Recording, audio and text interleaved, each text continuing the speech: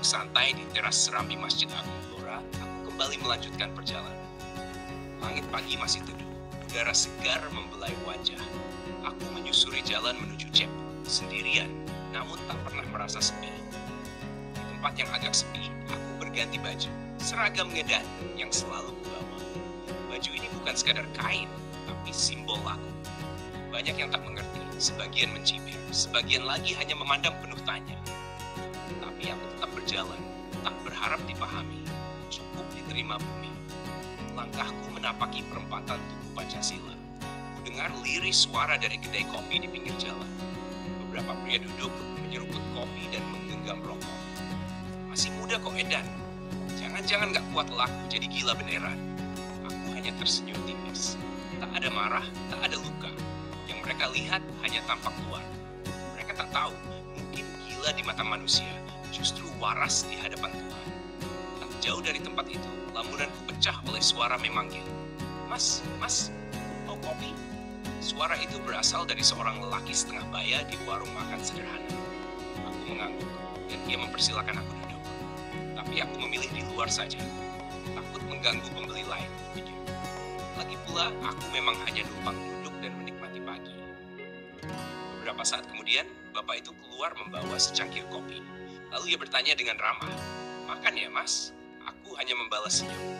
Namun tanpa banyak kata, beliau masuk lagi dan kembali dengan sepiring nasi, lauk ikan goreng, tempe, serta segelas air putih. "Silakan dimakan, Mas. Seadanya ya. Maaf kalau sederhana." "Alhamdulillah. Terima kasih, Pak." Batinku hangat. Pagi-pagi dapat rezeki yang tak disangka. Makanan itu kusantap perlahan, tak ingin buru-buru. Setiap suapannya kuterima sebagai karunia. Bukan hanya karena lapar, tapi karena syukur. Tak lama, bapak itu datang lagi membawa sebungkus rokok. "Ini Mas, buat nemenin kopi." "Gak usah buru-buru." Aku terdiam. Dunia ini memang aneh. Kadang di satu sisi kau dianggap edan, di sisi lain ada hati yang tetap peduli dan penuh kasih. Setelah habis makan dan kopi, aku berpamitan. "Pak, saya pamit. Terima kasih atas jamuannya." "Iya Mas, mau kemana?" "Mau jalan-jalan saja, Pak." "Hati-hati di jalan ya." "Iya Pak." Langkah kakiku kembali menyusuri jalan. Melintasi Taman Banggle, aku duduk sejenak di bangku taman. Menyaksikan masyarakat memulai hari. Motor lalu lalang, pedagang bersiap, dan anak-anak berseragam berjalan ceria. Aku hanya menatap, menjadi saksi pagi. Terlalu lama duduk, pikiranku mulai kemana-mana. Maka aku lanjutkan langkah menuju Pasar Jepon. Pasar ramai oleh canda, tawar-menawar, dan kesibukan hidup. Hari mulai siang, panas mulai menggigit. Aku istirahat di teras sebuah toko yang belum buka. Nikmati sebatang rokok, rebahan sejenak, tapi tiba-tiba terdengar bentakan. "Wong Edan, pergi! Toko mau buka, jangan duduk di situ, bikin kotor, dasar Edan!" Aku kaget, berdiri, dan pergi. Tak ada amarah, tidak juga kecewa. Aku tahu tak semua hati bisa selapang bumi. Aku terus berjalan, panas makin terasa. Kaki berletih, tubuh meminta rehat. Langkah membawa ke Jigen. Di sana kulihat sebuah warung angkringan di bawah rindangnya pohon. Sepi, ada lincak bambu panjang. Aku rebah di sana, menatap langit, menghela napas. Pikiran melayang ke pondok. Tak lama lagi aku akan tiba, akan bertemu lagi dengan guru dan sahabat-sahabat seperjuangan. Berbayang wajah beliau, sang guru yang penuh kasih. Dalam ingatan terdengar kembali petuah lembutnya. Hidup ini tak lama. Jika tak bisa membangun dan berbuat untuk orang lain, beramallah untuk akhiratmu sendiri. Setidaknya jangan mencela, jangan menyakiti. Itu tanda iman di hati. Jika iman ada, maka lisan akan dijaga, tindakan akan disaring, hati dan pikiran pun dijauhkan dari kejahatan. Rasulullah diutus untuk menyempurnakan akhlak. Maka akhlak yang baik adalah cermin iman yang menyala.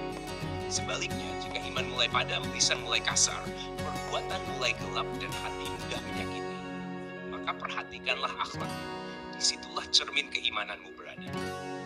Kami para santri kala itu hanya bisa menunduk. Kata-kata beliau seperti tetesan embun di padang gersang jiwa. Tiba-tiba seseorang membuyarkan lamunanku. "Mas, ini ada sedikit rezeki." Tanpa menunggu balasan, ia meletakkan kantong plastik di dekatku dan pergi begitu saja. Aku menatap bungkusan itu, lalu menatap langit. "Terima kasih," bisikku. perjalanan ini yang kadang penuh anggapan miring dan tatapan sinis, aku belajar bahwa Allah selalu hadir dalam bentuk-bentuk yang tak terduga. Kadang lewat kopi, kadang lewat sepiring nasi, kadang lewat senyum hangat, dan kadang lewat seseorang yang tak dikenal, namun penuh cinta kasih. Bersyukur atas rezeki siang itu, sepiring nasi, segelas air, dan bungkusan dari seseorang yang entah siapa namanya. Tuhan memang tak pernah absen memberi kejutan. Di sela laku dan langkah, selalu ada tangan-tangan tak terlihat yang memberi, lewat manusia-manusia biasa, dengan hati luar biasa. Usai makan, ku ambil sebatang rokok, genggam perlahan, sulut ujungnya, dan kuhembuskan asap pelan-pelan, seperti melepas beban yang sudah terlalu lama dipikul. Angin siang berhembus pelan, pepohonan sekitar angkringan bergoyang seperti menari dalam ritme sunyi. Tiba-tiba terdengar suara teriakan memecah kesunyian. Pak, berhenti pak, kebakaran, belakang motornya kebakar. Aku refleks bangkit sedikit dari posisi rebahan. Di kejauhan terlihat dua pengendara motor. Yang satu berteriak panik sambil menunjuk-nunjuk. Yang satu lagi justru makin tancap gas, ngebut seperti dikejar setan.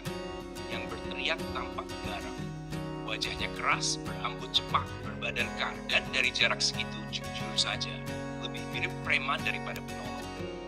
Pemotor di depan mungkin salah paham. Disangka akan dirampok, dimintai pungli, atau disuruh minggir entah kenapa.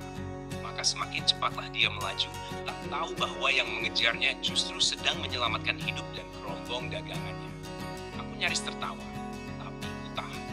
Tak enak rasanya menertawakan kepanikan orang. Akhirnya si pemotor depan menepi juga. Beberapa orang berhamburan membantu. Api kecil yang menyala di bagian belakang kerombong akhirnya dipadamkan pakai daun pisang basah. Entah kabel korslet atau sisa puntung rokok yang jatuh, tak jelas. Setelah aman, dua-duanya saling terdiam. Canggung.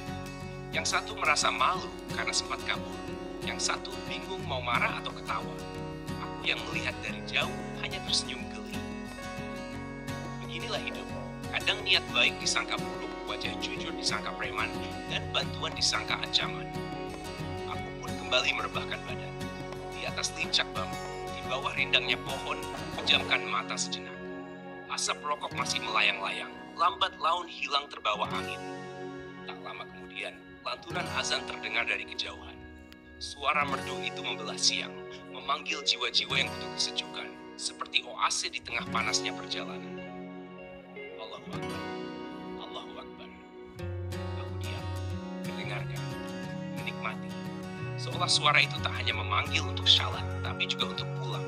Pulang ke hati, pulang ke damai, pulang ke keheningan yang selama ini kita cari. Tanpa terasa, mata ini makin berat.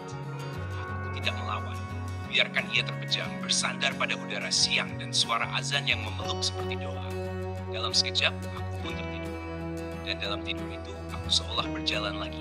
Bukan di jalanan kota, tapi di jalan batin yang lebih dalam. Entah menuju siapa, entah hendak bertemu siapa. Tapi ada cahaya menunggu. Ada nama yang kupanggil dalam diam. Tertidur. Dan di sanalah dalam lampu yang tak lama itu, sebuah mimpi aneh sekaligus indah terjadi. Berdiri di tengah taman bunga yang luas. Bunganya aneh, warna-warni harum dan berkilau seperti bercampur cahaya. Di kejauhan samar-samar terdengar suara musik lembut.